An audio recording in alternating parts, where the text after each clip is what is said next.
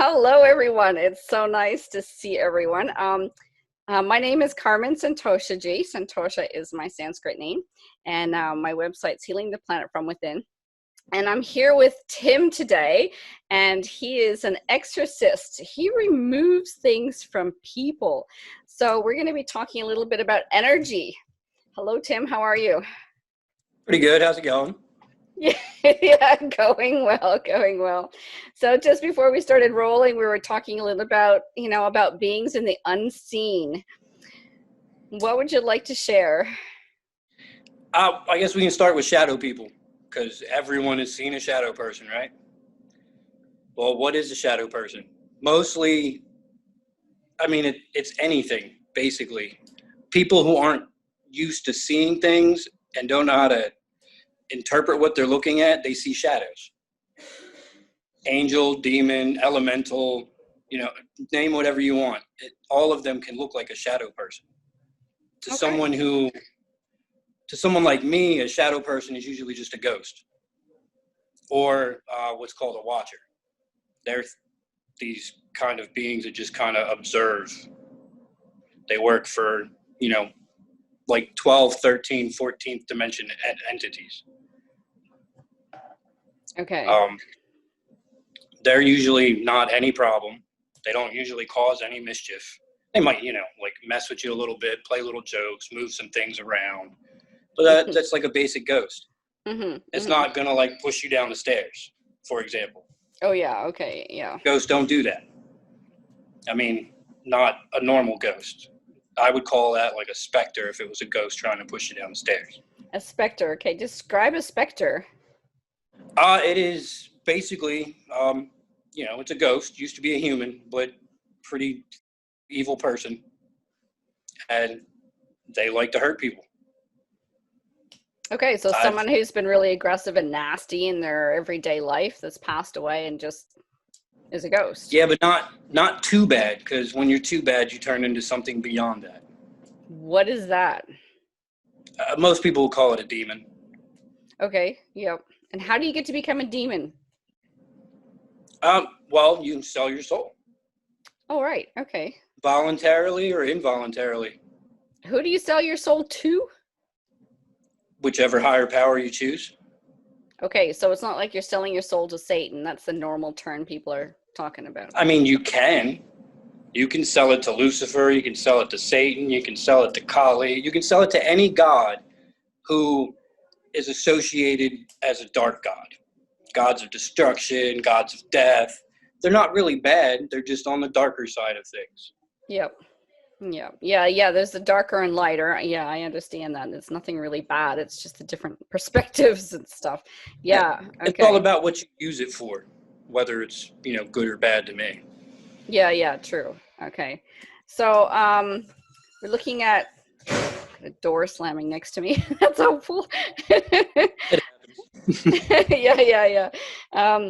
Okay, so demons, specters. What is your skill? How do you work with these? Because you say you're an exorcist. What do you do? Well, I meditate. I sit down, I open all my chakras, and I leave my body. And I go into what people would call the astral plane or the spirit plane or the fourth dimension, whatever name works for you. I call it the astral plane. Okay. And then I go to wherever said person is that has a problem, and I deal with them from the astral plane. I don't deal with people. I don't go to your house and sit in front of you and like touch you and do all that stuff. I stay at my own house, and I can work on anyone, anywhere on earth. Well, that's sensible. It certainly saves a lot of travel. Right. Like you could really afford to travel that much in this world. Yeah. So how do people get in contact with you if they need your services? They just kind of get directed to me. I run a Facebook group, which I haven't really done lately. I don't actively look for people anymore. I used to a lot. We used to do like 20 people a week. Yeah, wow, okay. But when my son was born, I toned down a lot, and people just show up. Like I get random messages on my messenger from people I've never met who have just heard about me from someone else. Yep. That makes sense. That makes sense. And yeah, do you find it exhausting doing this kind of work? No, in the beginning a little bit, but it's easy now. Wow. Okay. So it's like you've gone under training then. Oh yeah, I've been doing this like hardcore for like 10 years. Wow. Okay. Okay. Yeah. Because I can imagine. I mean, if I'm going to do something like that, it takes a lot of focus and a lot of energy from me to be able to. I mean, and I'm not even working with the big ones. I'm just clearing some, something that doesn't feel so good. And it feels like it's a big job to me. It's because that kind of like nasty, filthy energy, it wears on you if you're not used to it. Mm. I mean, I lived in that world for like 5 years when I was a teenager, like what, 16 to like 22. Like I lived in that. So all that nasty, filthy, sticky everything, it doesn't phase me. I don't get nauseous. It doesn't wear me down. It doesn't do any of that. Now, if I'm fighting something particularly powerful, then yeah, I'll be tired afterwards. But most people don't have anything like that in them. You don't find that until you leave the astral realm and go into farther and farther places. Mm-hmm. Okay. Okay. Wow. And how do you when you're guided to go, like who guides you? Who tells you where to go and what to do? Or do you just suddenly get a feeling like, oh, I need to go off world or something? Or Well, it's sort of like that, but I'm bound to, roughly 100 god level deity type entities, hmm. like intimately bound to like a soul bind to all of them. Wow. They can channel through me, use my body to do what they need to do. Sometimes, I'll write stuff and I won't even remember writing it. I'll talk and I won't even remember what I said. Like they just take over sometimes and blurt things out. Wow. Okay. Is that a bit dangerous? Yes, it is. If you have no idea what you're doing, it definitely is. But Yeah. me, I jumped in with both feet when I was 16, and Okay. I learned probably the most dangerous way you can on how to work with energy. Yeah, I would say it probably is. Do you do anything like psychic shielding or energy clearing? Oh yeah, you have to ground, you have to center, and you have to build your shield. I mean, to make a shield, the basic form is you start with your solar plexus chakra, and you start it as like the tiniest infinitesimal small thing you can, and you use whatever kind of energy you want. Most people use light or love, or I used several different types of energy, different types of elements all at the same time and mix them together. But you take that little dot and you just grow a bubble, and you have to make sure you push everything out of you so that nothing's left inside of that bubble. Everything, what do you mean by everything out of you? Everything that is not part of you. You know, entities come around me all the time and they'll latch onto you. People call them cords or tethers. Yep, You yep, want to make sure none of that shit is inside your shield. yep, yep, yep. Okay, Now so it can be stuck to your shield, but make sure, because your shield's going to be over your body. You don't want that inside the shield because then it's useless. yeah, yeah, totally. It would drain you and certainly wouldn't be at full power. Now there's I know before we talked you had mentioned to the solar plexus again, that's your center point. A lot of people look at the dantian as their center point. What do you find the difference between the two? I don't know that term. What's the dantian? The dantian is an inch below your belly button. That's usually the power point for like qigong and chi energy martial arts. Yeah, no, I've never gotten a feeling to charge from there. I've used, Okay. my third eye. I've used my solar plexus. If you're really doing something particularly emotional, I've used my heart. Okay. Okay. Yep. If you're trying to teach someone, um, like say there's a couple and they're having like serious communication issues, you rip all the interference out. That's other entities that are just trying to screw them up. Yep. And then I would use my throat chakra because that's your communication one, and I would go from there. Mm. But I've never run into a situation where I need to use the lower chakras to do anything like that, except for myself. Yeah, no, they just say that's one where you actually store all your chi energy is in the dantian, is that spot below your belly button. That's the storage area. But then in other texts recently been going through in the last year, they say it's the solar plexus that is that power point. So it's, yeah, it's a bit of a, The solar plexus doesn't so much store it. It's more like the conduit to use it. okay, so For it's me, it's power. like I store it like it's all in me. Like I don't have a Mm, particular place I store it. mm. Like it's everywhere. Yeah. Well, if you're working at that level, with those types of beings, it would have to be everywhere. It would have to be. Yeah, I mean, there's some times where I push way too much energy, and you can't keep it in you. That's the beauty of being a channel. It goes through you, but it doesn't stay because the human body just can't keep that much. Yeah, I have that experience myself. And I was walking on country one time, and I felt a really strong pull to put my hand on a rock, and I was charged up, like buzzed, and my eyes. My friend was saying, "Your eyes are popping out of your head," and I was like, "Whoa!" And I was walking away. I heard the spirits of the land saying, "She's taking the energy," and so I. Went to the first tree and grounded the energy. I could still feel it in me. I was charged, but I don't think I was ready to carry it. So, yeah. Yeah, it's like the worst adrenaline rush you've ever had in your life. Oh, I loved it. It didn't feel bad at all, but I think if I carried it for a long time, it might have been doing some It, harm. Like, what it does is it basically it will slowly erode your life force or your soul or wow. whatever people call it. Like keeping too much energy in you over too long of time will actually kill you.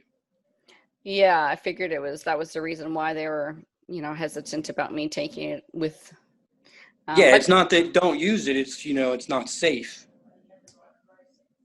yeah. Yeah, okay. Well, maybe that's what it was. It was an interesting experience though, but it really made me feel like, okay, there's a certain amount of energy you can carry. And I'd like to carry that much energy around all the time because it felt so good. Yeah. Yeah, it's powered up. Yeah. So, how would you get rid of a demon? Can you describe the process? I mean, I'll do my best. It's never exactly the same, but a generic one. I meditate. I leave my body. I go into the astral plane. I go to wherever the person is. Basically, I walk through a door, and there they are. I don't have to travel all the way over to China or the Philippines, or I just walk through a door and they're there. Mm-hmm. It's like teleportation, but you go through a higher dimension to get to the place you need to be. Beyond time and space, yeah. I mean, there is time. It's just measured different. Okay, cool. Yeah, I mean, everyone that says the higher dimensions don't have time, they haven't really experienced it like that, in my opinion, because there is time. They Hmm. just don't measure it in minutes and seconds. It's more like lifetimes. Yep. Okay. All right, well then, say there's just a person there. Like, okay, well, uh, you first you gotta get a hold of that person. Like, you gotta get a hold of their soul. You have to isolate that from the rest of them so that that is not damaged. Okay. Because removing a demon can do a lot of damage to a person. I mean, Wow. it really can. I've had a lot of mishaps in my younger years. Hmm. Wow. Okay. But you isolate the person. I basically make a cocoon and just leave them in there, and I take out everything else and just leave that what the person is there. That's it. Leave So, that alone. are you like separating the soul from the body? Is that the visual you're getting when you do that? Sort of, because the body is where the parasites are. Oh, wow. Okay. They connect to the body, and then through the body they can connect to your soul. Mm-hmm. Sometimes they'll do it through chakras. Sometimes just literally through your body. Mm-hmm. Um, and then depending on the type of demon, depends on the kind of energy you have to use. But typically, I will. Uh, I mean, I use a lot of destructive energy because it's natural to me. Mm-hmm. Mm-hmm. Uh, and I'll just start destroying every connection point that they have until the entity is separate from them, and then I imprison that thing off to the side, So that I deal with that in a little bit, and then I have to go back to the person. Mm. And most of the time I have to rebuild all their chakras, reconnect their soul and all that stuff back to their body. Whoa. A lot of times I have to talk to my wife with a healing process because she's a much better healer than I am. Mm-hmm. So she'll help with that. And then I go deal with the demon or whatever it might be. Well, it's good I use teamwork. demon. I mean, everyone has their strengths. My strength is the exorcism part. My strength, it's not that I can't heal people, but I'm not as good at it. Yeah. I'm not a natural healer. That takes effort. Yeah. Where We all she's have our strengths, true. I mean, I'm teaching people, like, not the type of work that you do, but spiritual intuitive training. And everyone has their skills. Some people can see better. Some people can feel better. Some people are better in the dark. Some people are better in the light. It's a huge variety of things. That is very true. Yeah. So one course doesn't fit everybody, right? So No, it doesn't. But you can build the foundational knowledge, like you said, the grounding, the psychic shielding. Those are so important. You have to have them if you're going to step into any type of energy work. Yeah, regardless of your faith or anything, those are basics that everyone needs to know. Everybody, I know. And I would think, to do that, to charge yourself, everything. Yeah. I on Facebook, there's a lot of people really confused, like in empath groups. We're feeling really bad energy here and there and everywhere. And I'm thinking, don't these people know grounding and psychic shielding? If you're claiming you're an empath, you need to know these skills.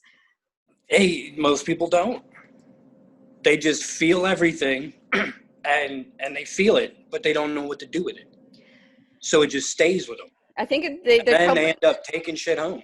They take it home and they think it belongs to them. Like, oh, I'm feeling depressed. I've got anxiety. I've got depression. But wow. Yeah, but chances are you picked it up from someone. It's not yours. Yeah. And it can be in the form of an entity, a being, a demon. So would you say like there's different grades of demons? But I mean, for me, when I'm doing energy work or, shadow work, whatever, I'm finding it sometimes like a family lineage demon. Where that happens a lot. That's pretty common. It seems to be quite common in everyone I see, and normally it's linked to the negativity vibe that you're given from your family line, and it's caught with a core belief in the pattern and stuff. Yeah, and every once in a while it's really stubborn because it ends up being like a family curse instead of just a family attachment. Yeah, those are not a whole lot of fun. Yeah. No, they're a little difficult. It might take me like an hour to deal with. Those are like 5 minutes. Yeah. Sometimes for me, it might take 3 or 4 sessions to really, hone into it. I mean, if I'm working with the client, because they, I like them to see the process of what's going on. So that's a different kettle of fish altogether. Like, the worst I ever had was, it took me a week, and a woman came to me, and her husband he was a complete atheist, believed in nothing. Yeah. And he was dying of leukemia. So it took me a week, but he got another 2.5 years out of life when I was done. Yeah, wow. And because demons drain your energy. Hey. Yeah, and you can do a lot of things to change that. You can't get rid of it. I'm not Jesus. I can't just touch someone and make all their cancer go away. But I can lock it away for a while. Okay. Yeah, so there's those ones that you have to lock away and some you can get rid of. Okay, yeah, that's interesting. What's the biggest demon you've conquered? What, power or size? Well, each one, I guess. It's interesting.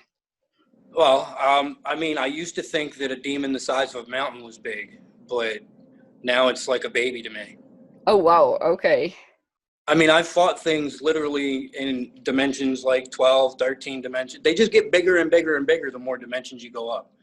I have run into things that are literally bigger than a galaxy. Wow. No bullshit. What are they doing there? They are in their realm affecting everything underneath them. Oh, and they would. Wow, okay. But they do. They're like, oh, I'm bored. Let me see what's going on in this lowly third dimension. Now, they can't come here themselves, but they can send, representatives or avatars or whatever you want to call it, something that has their power that can come down here. Yeah, that's where it gets tricky, because when you go to remove a demon from someone, sometimes that demon is just a vessel for something bigger. and you got to follow the chain up until you find where the root cause is. Oh my, the work involved in that would be ridiculous. Until you get used to it, it is ridiculous. But now I can follow the lineup without having to go through all the metal men. Yeah. Okay, so you've become quite skilled over the years. I remember the one story you told me, it took you 2 years to get rid of one of them. Oh yeah, I was very new then. Yeah, wow, okay. Yeah, it is interesting. Okay, so what's a normal everyday, like, okay, another question here. There's a book, in a out of body consciousness. Oh goodness me, I'm trying to remember the name of it. I'm gonna have to put the name on the screen for the listeners. But there's she says Sandy Gustus is her name, and she does have some YouTube videos as well, and she talks about out of body consciousness, and they're actually doing it with scientific research and this kind of thing. And she says to every one of us, one physical being, there are 9 non-physical beings. Would you say that's about right? I mean, it could be a lot more than that. I've been to so many different dimensions and places and realms. Like, there's always things there. To me, take like however many people are on Earth, and everywhere I go is at least that many. Okay, but just here on Earth, like the right now, right in the room that you're in right now. Do you think there's Okay, 9 you're talking the way you say Earth to me, that's the astral reflection, because they don't actually live on Earth. They're in the reflection of Earth. Yeah, That's what most people call the spirit realm or the astral plane. Yeah, but they can have a direct effect on us. Well, I guess they all can. Absolutely. Really. Yeah. That's how I learned to affect people. I learned how to affect things in the astral realm from here, and I learned how to go there and affect things here from there. And I learned it from entities. They taught me. I didn't learn from a book. Oh wow, that's cool. Okay. Yeah. Yeah, there's at least 9. There might be like 50 of them to each person. So in the room that I'm in right now, how many do you think there are here? I mean, there's a few people in the house, but I would say 5 to 7. Okay. Cool. They're all watching the video right now. And that's the thing too, is that you realize that they can put thoughts in your mind. This is the training. Oh yeah, they can take over too. This is the training that I've been going through. So in the last, I don't know, 10 years or something like that. But when a thought pops up in my mind, I actually question that thought. I don't take my thoughts as truth anymore. People you can't. You can't. No, but people do. They think their thoughts are truth. And so my job, my job in my project is to teach people, in my, my spiritual intuitive training course, is to teach people the basics, that these thoughts in your mind are not you. They're not truth, they're not reality, but they can come from anywhere, and you have to be able to discern where they're coming from. That is true. It's training wheels. Yeah, they say when you learn from a demon speaks 10 things and only one of them is true.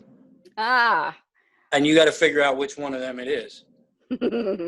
That took me like 5 years to get down learning from them, because man, do they like to mess with you. Yeah. Well, I don't think I've run across many demons, but I also don't play that game, so it's like, no. Yeah, I started there. No, that's not my reality. I just no. I mean, okay, I did have a family lineage demon that I got rid of, and that was pretty damn awesome. But that was with your guidance, actually. Yeah, I think you told me something, and I was like, okay. And the next couple of days, I went through this deep trance meditation and was able to get rid of it. And then ever since then, I've been free in that area. Like, I don't have those toxic patterns anymore. So. Also, you have to make a personal life change. You can't keep making the same dumb, bad mistakes in real life and expect not to attract this shit. Yeah. That's another point too. Yeah. That's one thing most people don't get. Like, whether you're doing spell work or energy work or anything, like, you have to live your life the way that you want it to be, not. You can't just be going out doing whatever the hell you want that's harmful to yourself and expect it not to affect you. Yeah. Because what you're putting out into the world is going to attract. Yeah, and also what people don't realize is if you are a healer and you spend a lot of time helping people, you are going to attract the anger of a lot of things that don't like you, which is where shielding is very important, because otherwise you won't be able to keep them away. Everyone Yeah. wants to be, a helper and stuff. That's great, but you got to protect yourself at the same time. Well, that's one thing I've just, started to get really frustrated with, because there's so many Reiki practitioners out there, Reiki masters, and they're not psychically aware. They do not know what's standing next to them or how they're being influenced before they put their hands on someone. I've never received a Reiki treatment from another person except from in a group that I was guiding. And I did a lot of cleansing before and after that group anyways. But other than that, I know. And there was someone, when I was in India, someone was at the yoga school and he was offering Reiki to everybody. I'm a Reiki master, he would pronounce. And I was like, woo, and I just stayed clear of this dude because he was heavy. He was carrying some toxic shit, and I wasn't going to go anywhere near that. And then everyone's going, oh, yeah, I just received Reiki from him. And I just went, how do I explain this to people? It was like, it's hard, right? I know. And it's frustrating, but that's why I thought, okay, I'm going to start this training. So at least I can start, teach people these basics, thought awareness, psychic shielding, energy cleansing, stuff like that. And yeah, sure, I still get caught out. Like I'm still learning, if someone, We're all always learning. We're never done learning. yeah. We're never done learning. Well, that's what it feels like. Yeah. The bigger, the more I learned, the more it seems there is to be learned. Yeah. And once you learn so much, you start going crazy. Are you crazy? Oh, absolutely. Yeah. Most people that I talk to will tell you that I'm completely insane. Well, that's not the experiences I've had with you so far over the years. It's normal. Like when you see everything that's connected to everything in the world, you understand how it works. Yeah. And yeah, it's not fun. No, and then people think it's crazy. Yeah, I haven't gone to the depth of it yet, but I think that's, kind of put the pause button on from time to time, because otherwise it just gets too big. Yep. Okay. So we were talking about shadow people, ghosts, watchers, demons. Is there anything else? What about gods? We could talk about gods. I mean, how many gods? You're saying you're working with 100 gods or something? Roughly, I haven't counted in a long time. How do you describe a god? Like, people think of God as a Christian God religion. A god is an entity that can create or destroy life with a thought. That is how I determine a god. Create or destroy a life with a thought. Okay. I guess Yeah, and that's, energy, physical, all of it, like any of it. If a god decides they don't like you, they could just snap you dead, and that would be the end of you. Right. Okay. And they can destroy your soul as well then. Yeah. Yeah, that whole theory of you can't destroy a soul or energy is wrong. It just takes a certain kind. I had to be taught by death, actually. Most people consider it the force of death. Because, you got gods of death, but they get their power from something called a force, which is a force of death, which is something I'm bound to also. Oh, lucky you. I mean, he's a very sad being. Oh. Well, you got to remember, back in the day, in the early days, long ago, people died when they wanted to. He didn't have to take little kids from their parents. He didn't have to go through all this bullshit the world's given to him now. He doesn't enjoy that. Mm. I mean, I say he, but it's an energy. It doesn't really have body parts. Yeah, okay. See, the trick with a god is if they don't leave their realm, they can't die. Just like people in the astral realm, that's ours. We can't die there. When you go beyond that, and then that's when terrible things can happen to you. Oh, wow. But humans can't die in the astral plane. I did not know We can get that. damaged, but we can't die. So if you're going up to another plane, you can die. If you go beyond the fourth dimension of the astral plane, absolutely you can. So what, someone can, like a being, an entity can come and attack you or something, or? Well, usually I'm going and attacking them, but yeah. Okay, yeah. But it's like if I was going to go wandering, because people say you can go up to the other realms and you can go into the other realities You and can, whatnot, but and as yeah. as long as you don't attract their attention, you're usually okay. But it Okay. doesn't mean it's just like walking down the street. You know, you might be fine, but somebody might just, drive by and shoot you in the head. You don't know. Well, it's very rare over here, but yeah, I get what you're saying. Yeah, then totally, yeah. So then if you're going to, Well, that requires a lot of extra psychic shielding and defense and weapons, like psychic weapons as well, then. yeah, that's where being connected to all these different entities comes in. It's like, think of it like a giant ocean of energy that I have access to that Mm. doesn't stay in me all day, but I can pull it as I need it. Wow. Okay. That is cool. And how did you get this way? Like, I mean, you sound like you're superhuman. I mean, I sold my soul. Right out the Right. gate, I sold my soul to be the general of the army of the underworld when I die. I had no idea what I was selling it to. I ended up selling it to Kali. And I lived in the dark for like 5 years, 6 years before I started, she started teaching me things. I've always had restrictions. Like, she's the protector of women. So you have a certain I don't know, code of conduct that you have to adhere to. And if you don't, she will. Mm, I was young, I was dumb. I did some dumb things. I lost my car, my job, my apartment. She took all my energy control for a year and a day. Yeah, they don't play. Like it's very difficult learning. Yeah, I can imagine. Wow. Okay. That's interesting. Wow. Okay. So what Yeah, happens I now don't when you recommend to start that way. Probably not. So what happens now? Like you've sold your soul. What does that mean? Like is that forever? Or is there a contract I've involved? Or? actually gotten it back. I got it back 7 years ago, Okay. roughly. Yeah. I mean, you can earn it back, but Huh. I'm still bound to her for eternity. Wow. Okay. Interesting. Hmm. Fascinating. Yeah, Ali This is my primary god. That is yeah, my yeah. number one. I'm bound to everything else, sure, because it's required, but that's my primary. Okay. Okay. So then you have certain missions and certain jobs to do for her, and that includes getting rid of demons and exercising, being an All exorcist. kinds of stuff, yeah.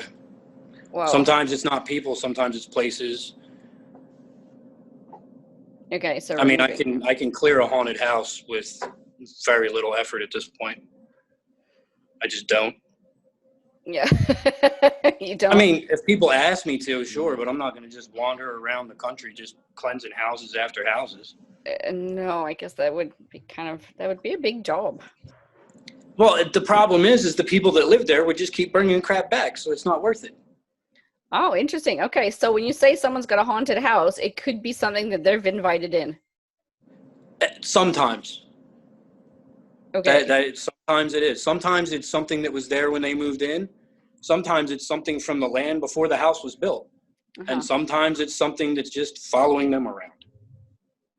Okay, so any types of sources. Yeah. Okay. Yeah, the Yep. ones that are attached to the land or the house are the easiest to get rid of. Attached to people, it's easy to get rid of it, but they'll just bring something else back if they don't fix themselves. Yeah. I understand that. I've actually got a friend and he's got a haunted house and he can't live in it because it drains his energy. It sucks him dry. And he says it's attached to me or I own, like it owns me basically. And I was like, oh, okay. And I was thinking, is it my job to get rid of this firm? In the end, it wasn't. So I didn't, I didn't even, I didn't even give it a go. I was thinking about it. I thought, no, because his belief system is so attached to it owning him that I would have to work with him first, his belief system, and read that first before I even tried to get into the house and work with them. I mean, I think the house being would be fairly easy to get rid of, but yeah, he's attached to it as well. So it would be next to impossible to do that job. It would be a big one. Yeah, I mean, you would be able to get rid of that one entity, but if he's directly like that, he would just welcome another one Yeah, because he would feel empty without it. he would feel empty without it. I think it is, yeah, totally. Yep. Yep. It is, yeah, he believes it owns him. I guess it gives him purpose then, maybe somehow, or something like that. And, or I mean, I guess I don't understand that part. no, me either. I've always had a symbiotic relationship with the things that have lived in me, not a control thing. Yeah, where it sucks his energy, is draining him entirely, and he's become very, very sick because of it. So, but you know. Oh, I mean, that is one thing. When you don't have a soul, something takes its place. You're never an empty shell. As soon as you're an empty shell, something hops in there. Okay. Yeah, because actually he did say at one point in time, I feel like I'm an empty shell.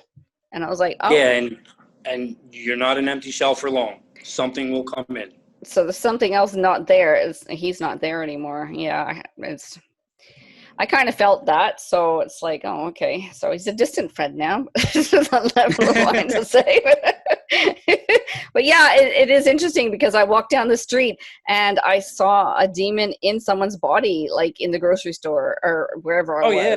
And I was like, oh my God, that's a big one, because the body was taken over. Like it was totally humped over. And I was like, whoosh, people don't see this, you know? It was No, they don't. Most of the time, the people affected don't even realize it. No, I think this person was fully out of control. Like there was no human soul there. It felt like it was pretty, crumpled up. And I avoided it big time. Like I wide berth around the grocery store to get out the other door and stuff. It's like, and I know people would think I was crazy. Hey, Okay, so is there anything else we need to say on this topic? I mean, we talked a lot about grounding, psychic shielding, and being aware of your thoughts, and the different types of things people can start to become aware of on this spiritual awakening journey as they start to wake up. Is there anything else we can share? Well, I guess something people need to know is it doesn't matter what your faith is or what you believe in. Every religion or faith has a basis for using energy. Even Jesus taught you in the book of Thomas how to use the word of God. Yep. They all teach you how. The way you do it might be a little different. Yep. And most people, they think it's just, you got to do it this way, or you have to do it this way, and it's all ordered and structured. It's not. The entities that you deal with, they understand that you're human. They understand life is difficult, and they have a lot of flexibility. So just do the work. And do what feels right. Yep. My way of doing something is not going to be right for a lot of people. But it might spark something in their head that says, oh, well, that's kind of like this for me. And go with that. Yeah, exactly what I try and teach people. Feel into it what's right for you. If it feels good, do it. And don't follow a book. And don't go like someone's like, oh my God, I'm seeing butterflies every day. And they go onto Facebook and say, what does this mean? What does this mean? Like, feel into it. It's up to you, because a butterfly is going to mean something different to someone else. Like, exactly. And even your dream state, everything that comes to you, your spiritual awakening, you get a third eye opening, you got something, feel into it. What's it mean? Like, you have the answers right inside yourself. So faith, you gotta listen. You gotta listen. And that's one thing I actually teach in my spiritual development course. I actually teach people how to listen, and we do that a lot with thoughts, actually, just to discern which thought is which. Gods don't talk in words. They talk in emotions and feelings and things like that, not words. Pictures, you might get some pictures. But you're not going to get words. I know, that's it's not going to be like sitting down, having a cup of coffee, talking to God. It just doesn't. It's not like that. That's so cool. I just finished recording a spirit guide video. It's very simple, very basic. You'd get bored with it, but it basically it says this exact same thing. They talk in spirit and in feelings and knowing. You get a knowing and a feeling at the same time. But if they're talking in a thought, you really got to question where that thought's coming from. Yeah. Now they'll talk to you in thoughts if you're in like brainstorming mode. Like I got to figure out different ideas for this problem. That's when they'll give you thoughts. Yeah, yeah. There But is other than exceptions, that, yeah. it's usually not like that.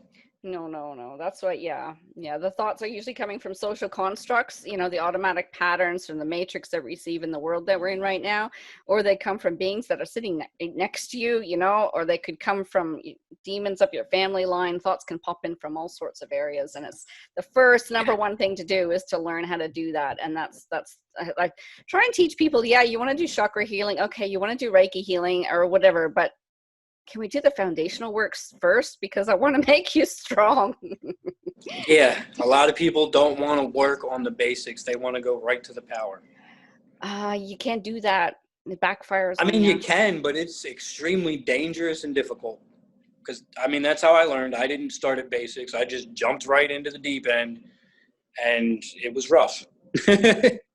Yeah. But you're on a completely unique journey yourself again. So, you've been through a lot. Yeah, Mm. but it didn't start off where I'm at. I started off with a Ouija board talking to ghosts. Okay. Yeah, why not? I mean, yeah, I think I've tried a Ouija board once, but it just did not feel right. I could not feel good about that thing. And I think I tried it once Oh, and went, man. I got into automatic writing and that works well for me because I can get a good feeling when that comes through. And I got That works too. That's when I was a girl, like sitting next to the lake in Canada and just in a reflective state. And I got so much channeling coming through. And then later on, this Conversation to God's book came out. And I was like, yeah, that's the same kind of talk I had coming through when I was a kid. I was like, it comes through. Yeah. Okay. So Yeah, I mean, you can't control it. It just happens, and you just let it flow. that's it. You surrender. How do you teach people that? That's what I was like. You just got to sit with it. You got to let it flow. You got to happen. So, yep.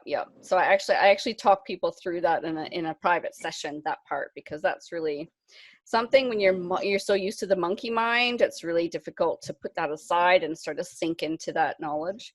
So I use water analogies a lot when I need to teach people how to let things flow. oh, I like that. Okay. Water energy is one of the best shielding energies because it flows. Right. Okay. I never thought of that. I've actually just started working with the elements, but I haven't become really, really attuned to them yet, if you like. You'll get there probably pretty quick. It's just a little bit of practice. Yeah, well, I found a practice that I can work with that I'm feeling really confident with because you got to know what you're doing, because if you haven't got a practice, how are you supposed to work? Because yeah. So, okay. So water element's a good psychic shielding then. That's cool. Yeah, it is. I wouldn't use fire for a shield. It doesn't last as well. I can imagine the demons would love that. Right. A lot of people will also use like vines or like earth energy. But me, I prefer water. It's easier. It It's sounds more like like malleable. it sounds quick, fast, common sense. Yeah, it's just like second nature at this point. Yeah, nice. Can you describe a situation of using water in one of your psychic shieldings? Yeah. I mean, water energy to me is blue. Maybe not to everyone else, but it's blue to me. Mm-hmm. And that's the kind of energy you start in the center and grow out, and then you just turn that bubble that you've grown into water. It helps if you've watched like, Harry Potter, for example, how they, had the water prison. It gives you a good visualization to try to mimic. That's a good one. I should watch Harry Potter again. I think I've got the movies. That sounds like a fun activity to do tonight. A lot of anime that helps with a lot of astral combat like Anime that. is good. Yeah, I'll agree with that one. Anime is really good. It really is out of the box kind of stuff. Yeah. It gives you the visual, because Hollywood movies, some of them do, but most of them you can't see it. That's true. Yeah. I know that's actually really good. And that's probably what I've always been attracted to sci-fi, fantasy movies and stuff. I felt like I was in training when I was watching them. Well, about training, that's what lucid dreaming is. Yeah. Lucid dreaming is training for astral because you are 100% safe when you're lucid dreaming. You're not going to affect anything else. It's just you and your mind training. Okay, so if someone wanted to do lucid dreaming, what would you say the first step is? You have to watch Nightmare on Elm Street Part 3. Oh, really? It's called Dream Warriors. I learned to lucid dream when I was like 4 or 5, whenever that movie came out. Okay, wow, okay. I usually avoid those scary things. Well, remember, I learned in the dark. Yeah, yeah, yeah. Okay, cool. Well, that's something I need to get used to, obviously. Yeah, because you can't be imbalanced, can you? You've got to have both. You have to have both. You say that with so much wisdom and conviction. Well, I used to be all dark. I had to learn the light. That was a process. That didn't come Oh, natural to me. wow. Okay. Nice. Okay, well, I think you made a really good point. We started off with faith, religion. It doesn't matter what faith or religion you are. You can be atheist. It doesn't matter. Energy is energy. Even atheists believe in science. Yep. Science believes in energy. It's all the same. Yep. That's why Yeah. I don't get lost in names. Lose names. Don't put faith in names like that because everyone's got a different name for everything. I agree. Yeah, I don't use terms either. If someone's trying to get me to describe something, I was like, well, this is what it's normally said, like the word people normally use for it, but and then I try and describe, I don't know. Yeah, I'm not very big into names and terms either, because once you stick a name in your mind, you're creating a core belief around something. You don't And want to do you that. limit yourself. Yeah. Yeah. Well, that's what core beliefs do. They limit yourself. You're stuck in that one mindset. So the less you can believe in, the more fluid you can be. So yeah, it's Yeah, that is true. That's why I studied so many different things. You take mm, pieces of everything. You don't take the whole of anything. yeah, totally. Yeah, you can't do that. You don't want to belong to one thing either. But make use of a little bit of everything here and everything there. Yeah, Yep. that's how you get to grow. You won't grow if you're just in one thing because no one thing is right. There's no truth. Well, there is. Every religion is true and false all at the same time. They're Yeah, just yeah. they're just written from different points in time.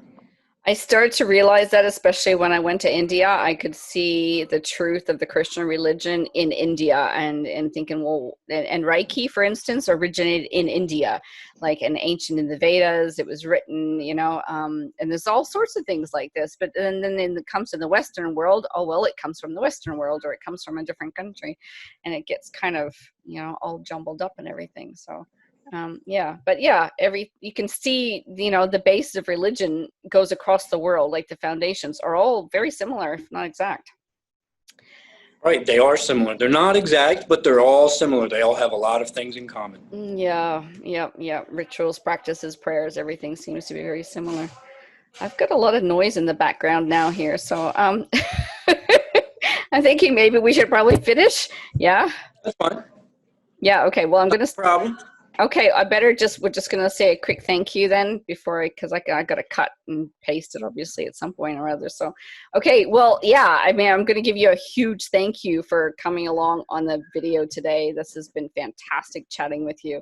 Thank you for having me. And, if you want to do this again sometime, let me know. Hey, yeah, yeah. Anytime you want to do this again, that would be fantastic. We can talk on a different topic, and I'll see the responses that we're getting from the people as well. And Right, maybe they want to know something particular. right, that's what I'm thinking. Yeah, and that would be really awesome. So, okay, cool.